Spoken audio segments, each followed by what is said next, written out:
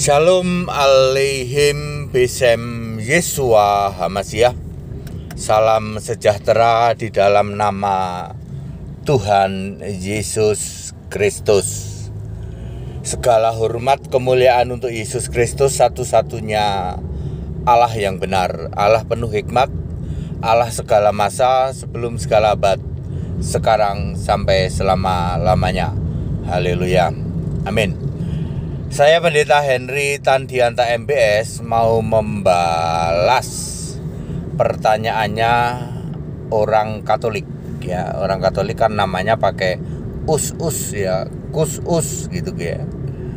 Ya, saya memberi judulnya begini. Siapa penjiplak ya kitab ya? Siapa sebenarnya yang penjiplak kitab ya? Siapa sebenarnya atau dibalik, sebenarnya siapa penjiplak kitab ya? Bapak Ibu Saudara, memang kita harus berdasar ayat Alkitab ya. Jadi jangan tafsir ya, nanti ujung-ujungnya kan kalau tafsir itu terus ya cuman menuduh-nuduh doang, jiplak kitab katanya begitu ya. Baik, Bapak Ibu Saudara, saya ingin tegaskan bahwa kitab suci itu ya, tentu saja di jagat raya itu hanya ada satu kitab suci ya. Dibuktikan atau dikuatkan dengan ayat-ayat Alkitab ya. Yesus sendiri berkata ya, yang disebut kitab suci itu ada di dalam Lukas 24 ayat 27, ayat 44, ayat 45. Yang tertulis di dalam Mazmur,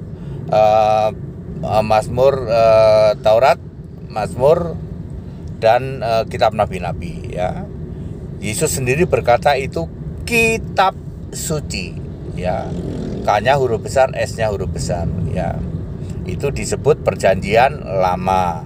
Lalu Yesus sendiri berkata di dalam Yeremia 31 ayat 31 sampai 33, aku akan membuat perjanjianku yang baru. Jadi perjanjian lama dan perjanjian baru itu memang itu dimaui oleh Yesus. Yesus sendiri yang merencanakan itu. Memang dia akan membuat perjanjian lama dan perjanjian baru. Apa itu perjanjian baru? Yaitu Taurat ditaruh di dalam batin, ditulis di dalam hati ya. Jadi kitab suci itu adalah perjanjian lama nyambung ke perjanjian baru. Saya ulang, yang disebut kitab suci itu perjanjian lama nyambung ke perjanjian baru. Perjanjian lama maupun perjanjian baru yang nyuruh nulis Yesus. Clear sampai sini? Lalu pertanyaannya orang Katolik ini saya harus jawab. Jadi siapa Pak yang menjiplak kitab? Nomor 1, penjiplak kitab adalah Yahudi KW. Kok pakai KW Pak? Yahudi yang menduduki kursi Musa. Di dalam Matius 23 ayat 2. Menduduki kursi Musa maksudnya merubah-rubah semaunya sendiri Taurat dan kitab nabi-nabi ya. Taurat dan kitab nabi-nabi ini dirubah semaunya sendiri. Kitab aslinya disebut Tanak, itulah perjanjian lama, dirubah sendiri menjadi Talmud. Talmud itu tafsirnya Tanak, Talmud itu pelintirannya Tanak. Di dalam Tanak perjanjian lama, Allah itu memakai nama sebutan Yahweh. Dipelintir oleh orang Yahudi, dirubah jadi Hashem, dirubah jadi Adonai, Elohim, dan lain sebagainya. Makanya hari ini ya, Yahudi KW ya, yang disebut Yahudi yang palsu lah ya. Yang ada sekarang ini Yahudi KW, melintir atau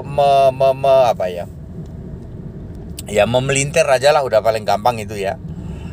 Tanak menjadi Talmud. Yang beredar sekarang ini, yang sering dipegang oleh para mualaf, yang oleh apologeter itu adalah kitab-kitab Yahudi pelintiran, yaitu Talmud itu.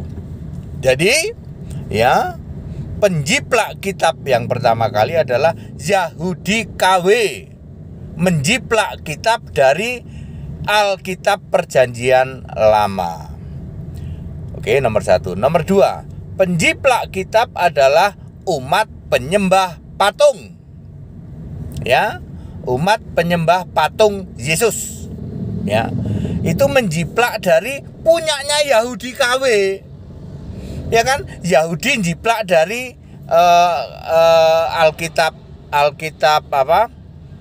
Alkitab yang asli ya, Tanak, lalu dibikin Talmud toh. Nah, umat penyembah patung Yesus juga menjiplak dari Talmud. Makanya itu senada itu ya. Kemudian umat nomor 3 adalah umat tukang protes ya toh. Pokoknya protes melulu ya. Pokoknya yang Kristen, umat yang ngaku Kristen protes ya, itu menjiplak dari umat yang penyembah patung. Jadi ini jiplakan berantai, saudara. Ya, Yahudi jiplak dari Tanak, lalu umat penyembah patung Yesus menjiplak dari Talmud, ya, jiplakannya yang Yahudi itu. Kemudian umat protes, tukang protes menjiplak dari yang penyembah patung ya. Makanya mereka satu nada ya. Kalau bicara kata echad misalnya ya, misalnya Ulangan 6 ayat 4 itu di Yahudi sekarang, yang Yahudi KW itu, Yahudi KW, terus umat penyembah patung Yesus sama umat tukang protes ya, itu sama. Definisi echad itu bukan satu, tetapi keesaan ya. Jadi Allah itu bukan satu ya. Jadi Allah itu keesaan atau Tritunggal lah, udah ngomong gampangnya Tritunggal. Makanya Allahnya Yahudi sekarang ya, ingat, Allahnya Yahudi sekarang ya, yang ada di Israel sana, bukan Yahudi murni ya. Yahudi yang sekarang mayoritas di Israel sana, itu dengan Allahnya umat penyembah patung Yesus, dengan Allahnya umat tukang protes ya, itu sama ya, sama ya. Jadi ada 3 ya. Terus satu lagi saya balik. Satu lagi saya balik ya. Saya balik. Kristen Arab ya, Alkitab Kristen Arab kira-kira dijiplak apa enggak? Malah dibalik ini sama HTD nih ya. Kalau tadi saya menjelaskan penjiplak kitab pertama itu adalah Yahudi KW, kemudian umat penyembah patung Yesus, kemudian umat tukang protes. Nah, yang keempat saya balik ya, Alkitab Kristen Arab dijiplak apa enggak? Nah, begitu ya. Oke. Lalu pasti orang bertanya, Pak ATD itu dari tadi ngomong gitu lah, Alkitabnya Kristen gimana? Jiplak enggak itu? Ya. Tadi di awal saya sudah mengatakan bahwa Perjanjian Lama itu nyambung ke Perjanjian Baru. Karena yang nyuruh nulis Yesus. PL juga Yesus, PB juga Yesus. Ya, makanya di dalam Alkitab Kristen enggak ada itu Kristen jiplak dari mana? Jiplak dari Perjanjian Lama, Pak. Kan punyanya itu Perjanjian Lama, Tanak Perjanjian Lama sama Perjanjian Baru itu nyambung. Nah, kalau Yahudi KW jiplak, kan KW jiplak dipelintir ya. Tapi kalau Kristen nyambung ya. Makanya Yahweh itu Yesus ya. Ya, makanya kitab kehidupan sudah ada sejak zaman Perjanjian Lama pun sudah ada. Kemudian keselamatan, juru selamat, segala sudah ada. Di Perjanjian Lama juga ada juru selamat ya, sudah ada ya. Makanya Yesus bergelar Alfa Omega. Jadi clear, Kristen jiplak enggak? Ya enggak lah ya. Kristen itu Alkitab itu satu-satunya kitab suci kok. Jiplak dari mana? Ya enggak, kalau Kristen enggak.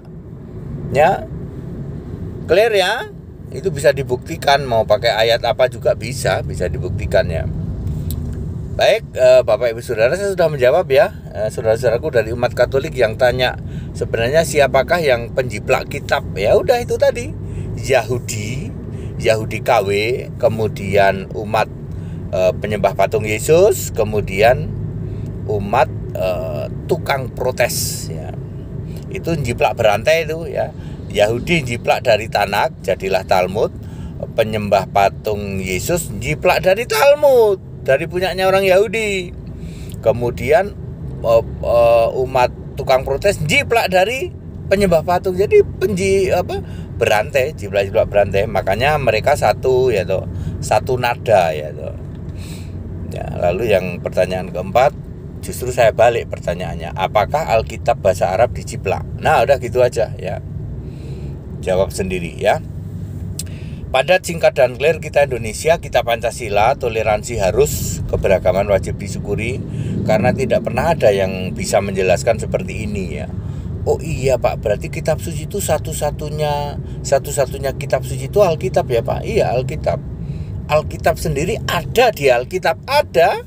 Lukas berapa ya? Lukas 4 ayat 16 itu Yesus membaca dari Alkitab. Ada satu lagi di kitab Markus, saya agak lupa ayatnya ya. Ya, jadi Alkitab itu ada dua kata. Ada dua kata Alkitab di Alkitab gitu. Jadi kalau saya ngomong Alkitab itu bukan ngarang, memang ada di Alkitab tulisannya Alkitab. Kalau saya ngomong kitab suci bukan ngarang. Ya, ada tulisannya kitab suci.